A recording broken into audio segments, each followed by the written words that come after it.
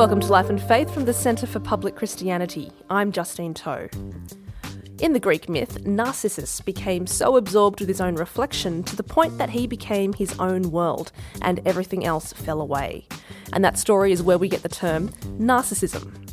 Manne's book, The Life of I, The New Culture of Narcissism, discusses how narcissism has come to be part and parcel of everyday life and how this affects, even destroys, our relationships with others.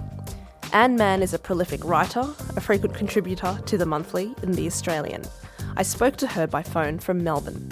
And we're familiar with that cautionary myth of Narcissus, the guy who fell in love with his reflection. Does that ancient story have any bearing on the contemporary form of narcissism that you're talking about in The Life of I? Well, yes. I think several paintings capture the meaning of narcissism. One of them is a wonderful painting by Caravaggio where Narcissus is leaning into a deep pool and gazing in a kind of addicted way at his own image. And all around him is darkness. Everything else has fallen away. So he is not only addicted to his own image and he's not only in love with himself, but there is no other. There is no other person. There's no other life other than what he is looking at in the lily pond. So there's a sense of addiction there. There's a sense of obliteration of other people's interests pressing upon you. So, you know, that painting sort of captures it. And I think the ancient myth is slightly different, however, from contemporary sense of narcissism in that it's not only about self-love, it's about a deep sense of insecurity whereby the person is scrabbling always on kind of quicksand to project this image of themselves into the world. And we know that narcissism, from a lot of the psychological research, is a person, a narcissist is a person who's got a really deep sense of superiority to others. And from that sense of superiority, a kind of grandiosity about themselves, a lot of rather unpleasant aspects follow. One of them is a sense of entitlement to be treated better than other people, and anger if they're not treated as they think they deserve. There's a willingness to exploit others and, in the service of their pursuit of success or happiness. And there's a real lack of empathy, and it's probably the lack of empathy that is the most important aspect of the narcissist's behaviour. But it's always this imbalance, caught in that painting between the self and the other. There is not enough awareness that we, in the narcissist, that we live in a world bounded by other selves and where full they of have their own subjectivity and their own needs. You've argued that the narcissist is the character type for our time. So can you tell us what social, economic, cultural conditions need to be in place in order to produce that narcissistic individual? Well, partly it's the rise of not just individualism, but what we might call selfish individualism or radical expressive individualism, where it's quite different from the classical idea of John Stuart Mill's, where you have your own individual views, but there are boundaries set by the rights of others, so that you can't, in order to press your case, your life, your self-interest, whatever, forward, you can't actually violate the interests of another in doing so. And what we have instead is what Eric Hobsbawm called a boundless kind of libertarianism. And so the individualism is like a sort of a mutant virus. It's taken on a whole different quality. But it's not just to do with individualism.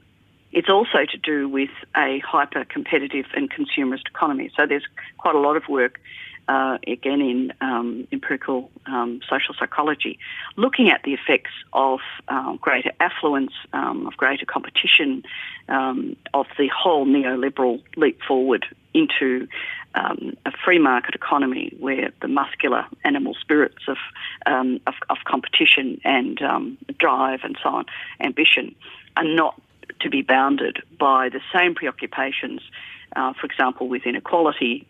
So with the transformation of especially Anglo-American economies into a neoliberal form, there's a quite different kind of a set of social relationships and a different kind of culture which goes with the new economy. And the new economy puts the economy first and foremost. As one person, Michael Sandel, said, we used to have an economy and a society, and the economy was serving the society. Now we have an economy, and it's as if the society is serving the economy. Lance Armstrong features in your book as a classic narcissistic personality. Now, it so happens that there's a new movie out which depicts the elaborate schemes set up by Armstrong and the rest of his team, which enabled him to dope and yet also maintain this squeaky clean image at the same time. That film is The Program. What does it take for you to race? I just love to ride my bike. Why are you so obsessed with this? Why are you not obsessed with this? He wins and wins and he celebrates, he meets the president, he gets more sponsors, more money, more fame. The man is a cheat. I am the most tested athlete on the face of the planet. I have never tested positive for performance-enhancing drugs. He is transforming your little Eurosport into a globally significant brand. If he's cheating in the races, then he's cheating on us as well. I will not be brought down. We're all on the program. I didn't sign up for this. He will attack anyone who steps out of line. I have the money and the power to destroy you. That's the trailer for The Program. And people have been enthralled by the lies of Lance Armstrong and his spectacular fall from grace. What can he teach us about the culture of narcissism? The chapter that I talk about, Lance Armstrong's called It's Not About the Bike.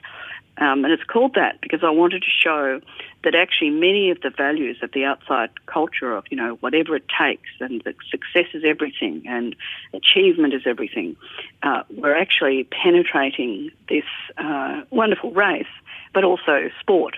And so that corruption then I could see was a part of this neoliberal society where the culture, became whatever it takes. And so there's this, kind of lethal kind of competitiveness. And, the essence of sport is that we see these remarkable human feats, but it is always bound by rules, and it is only worth something if it is not to do with cheating. So, this really deep and profound corruption seemed to me to be a kind of the Tour de France was a metaphor for what was happening in the larger society. If you've just joined us, you're listening to Life and Faith. My guest is Manne, author of The Life of I, The New Culture of Narcissism. And you've mentioned the rise of the market society and its role in encouraging narcissism. What about, in addition to that, the falling away of traditional sources of authority like religion? Religions have lots of prohibitions against greed and selfishness. Well, I think there's something in that. I'm not a religious person. However, seeing the matter culturally, I think that, and notwithstanding some greedy behaviour on behalf of some of the churches, institutions, nonetheless, some of the teachings of Christianity, let's say, definitely great warnings against the corruptions of greed. I was really taken with one researcher called Paul Piff, who has done in the US a lot of studies of a very both simple but arresting kind on the nature of the effect of wealth on people. And he found that the more affluent the person was, the more likely they were to do things like not give way at crossings if they were in a later model and much more expensive car. They were not much less, 4 times less likely actually to give way in a motor car, and again 3 times less likely to give way to a pedestrian. And then he went and looked at all these other cases where, in the laboratory, where he found that they would draw larger circles for themselves if they were wealthy, and that they were less willing to give to charity. And he found this also mapped across the actual society, so that people who were in the top income group were less likely to give didn't give a bigger percentage of their income to charity as those on a much lower income. So going back to your question, in terms of Christianity, there are all kinds of messages which were against greed. The idea of it being harder for a camel to pass through the eye of a needle, a rich man to go to heaven. There are many, many sayings which remind, but also much of the thrust of the teachings of Jesus Christ were against the maximisation of privilege and for a radical egalitarianism. If people like yourself who no longer look to religion or don't look at religion to provide that sort of, I guess, restraint against human impulses like selfishness, then what other resources might you, for example, look to in order to help, be that kind of person who is empathic, who is other person-centred, etc.? Well, I think that the way we raise children has a lot to do with it. I talk in my book about the roots of empathy, and we do know that some ways of raising children tend to promote moral development, and one of those, one of the really key aspects is having secure attachment with your parents, which is not really all that difficult to do. It just, it does require some time, and it requires love, and it requires understanding, and it requires, in many cases, being raised in thoughtful and sensitive ways yourself. So it's much harder for someone who's had an incredibly rough time as a child and has an insecure attachment to their own parents to be able to parent their children. In terms of religion, I still think I wouldn't, even though I'm not a believer, I actually still think that religions have a lot to offer in terms of the ethical framework, whereby the sense of how to live is bounded by not only what is good for the self, but what is good for others. And I think perhaps one of the greatest transformations, along with that rise of the selfish individualism I was talking about, and this hyper-competitive, anything, whatever it takes kind of economy, is a change from seeing one's life under the eye of God to seeing one's life under the eye of one's peers, so that the way we monitor ourselves in the world is through likes on Facebook or the number of followers on Instagram or Twitter or whatever. So that, supposing you're a carer of someone with a disability, supposing you're a carer with someone with a mental illness, supposing you're not living the glittering career life, the Facebook-worthy life, yeah. Supposing you don't have a lot of money, all of these, we once had a source of nourishment for such a life, and that nourishment came from the idea of the good.